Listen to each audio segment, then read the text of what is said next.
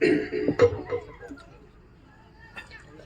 اشرح لي صدري ويسر لي امري واحلل عقدة من لساني يفقهوا قولي اعوذ باللہ من الشیطان الرجیم بسم اللہ الرحمن الرحیم۔ اسٹیج پر تشریف فرما سائیے اور آدرس احمد کے ذمہ داران اور عزیز دوستوں، السلام علیکم ورحمۃ اللہ وبرکاتہ۔ مجھے چند باتیں آپ کے سامنے عرض کرنی ہے۔ جو میرا عنوان مجھے بتایا گیا ہے وہ یہ ہے کہ آج کے اس وقت کے حالات کیا ہیں اور ہماری ذمہ داریاں کیا ہیں۔ تو میں سمجھتا ہوں کہ کوئی نئی بات جہاں تک ہو سکے گی میں کچھ ایڈ کرنے کی کوشش کروں گا، حالانکہ حالات ہمارے سامنے ہیں۔ ذمہ داریوں کے تعلق سے میں کچھ چیزوں پر روشنی ڈال سکوں گا، لیکن ایک نظر میں ایک روشنی ادھر بھی ڈالتا چلوں کہ آج ملک کے حالات کیا ہیں۔ ویسے تو یہ اتنا بڑا ٹاپک ہے کہ اس پہ اتنی لمبی گفتگو ہو سکتی ہے کہ ملک کے حالات کیا ہیں یا آج کے حالات کیا ہیں۔ اگر ملک کے باہر جاؤں تو فلسطین کا مسئلہ ہو سکتا ہے، لیکن میں چاہتا ہوں کہ بھی ملک کی بات کروں، اس ملک کے لیے پہلے بات کرنا ہے۔ تو ہندوستان کے حالات میں ہم دیکھیں گے کہ سیاسی حالات کیا ہیں۔ کہیں بھی لینچنگ ہوئے جا رہی ہے، کسی کو مسلمان داڑھی کے نام پہ ٹوپی کے نام پہ مارا جا رہا ہے۔ یہ اس ملک کے حالات۔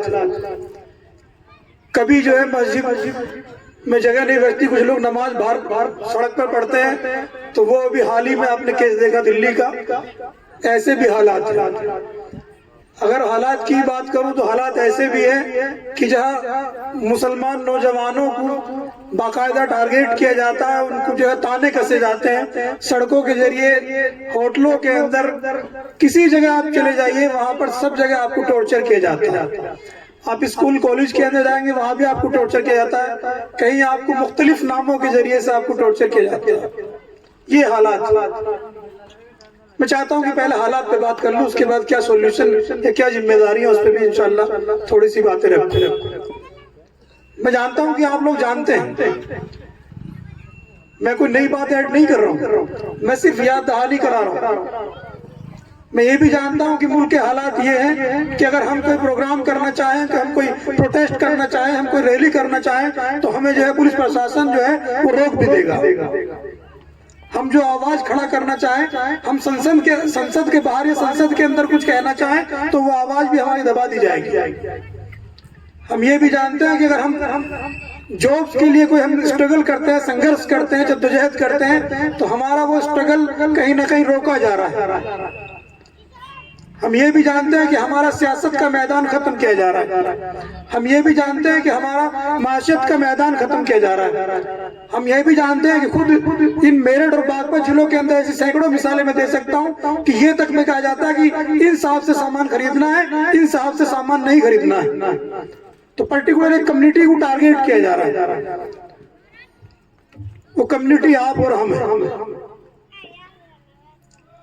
ساتھ ساتھ میں بتانا یہ چاہتا ہوں کہ ایسا کیوں کیا جا رہا ہے۔ اس کی بہت ساری مثالیں مجھ سے پہلے بہت ساری آ چکی ہیں۔ قرآن چھوڑ دینا ایک نتیجہ ہے، اور حضرت محمد صلی اللہ علیہ وسلم نے بھی یہ بات فرمائی تھی، ایک وقت ایسا آئے گا کہ اس قوم کے اوپر لوگ ایسے ٹوٹ پڑیں گے جسے دسترخوان کے اوپر ٹوٹ پڑتے ہیں۔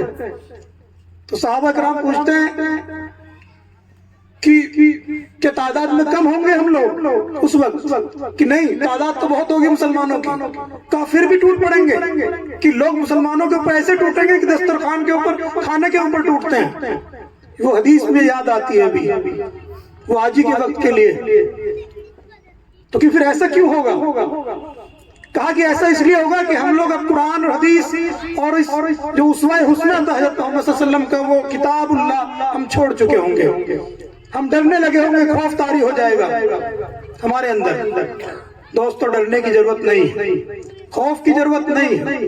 آپ وہ لوگ ہیں، آپ ہی کے اندر سے سلطان صلاح الدین ایوبی پیدا ہوا تھا۔ آپ وہ لوگ ہیں کہ آپ ہی کے اندر سے طارق بن زیاد جیسے آدمی پیدا ہوئے تھے۔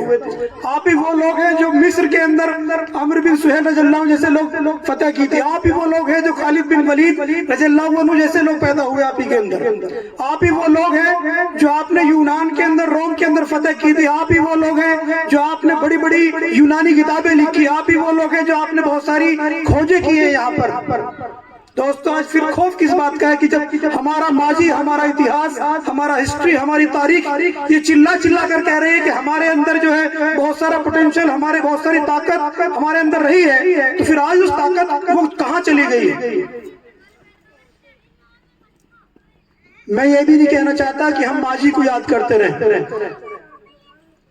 لیکن ماضی سے سیکھ تو سکتے ہیں نا کچھ. تو ماضی ہمیں یہ سکھاتا ہے کہ اس وقت کے زمانے کے اندر ہمارے پاس ہر طرح کے لوگ تھے، اس کی اسٹڈی کرنا ہم بھول گئے، وہ سبق ہم بھول گئے. ہر طرح کے لوگ، اگر ایک حافظ ہے تو وہ جنگ کے اندر بھی اتنی مہارت رکھتا ہے، لیکن آج کے اگر حافظ کو ہم چیک کرتے ہیں تو پتہ لگا کہ وہ نماز پڑھانا جانتے ہیں، وہ دوسرے کام نہیں جانتے. تو گویا کہ میں بتانا ہی چاہتا ہوں اس سینٹنس سے کہ ہمیں اپنے اندر مختلف صلاحیتیں، مختلف ٹیلنٹ، مختلف چیزیں اپنے اندر پیدا کرنی ہوں گی اگر کھڑا ہونا ہے تو. صرف ایک طرح کا اسپیشلائزیشن ہماری زندگی نہیں بدل سکتا، ایک طرح کا اسپیشلائزیشن ہمیں نہیں بدل سکتا کہ ہم صرف ڈاکٹر بن جائیں اور قرآن نہ جانتے ہوں، ہم صرف ٹیچر بن جائیں حدیث نہ جانتے ہوں، ہم صرف ڈرائیور بن جائیں نماز نہ پڑھتے ہوں. ہمیں تمام چیزیں اپنے اندر کلیکٹ کرنی ہوں گی، ورنہ ملک کے حالات کا تفسیرہ میں بھی کروں گا، کر رہا ہوں، مختلف آئندہ بھی سنتے رہیں گے. سوائے اس کے کہ ہمارے اندر جو تو جذبہ پیدا ہوتا ہے کہ ہم کچھ کر جائیں، جو مسلمانوں کے ساتھ ہو رہا ہے اس ملک کے اندر، اس کے علاوہ کچھ نہیں ہوتا. میں آپ کے جوش و جذبہ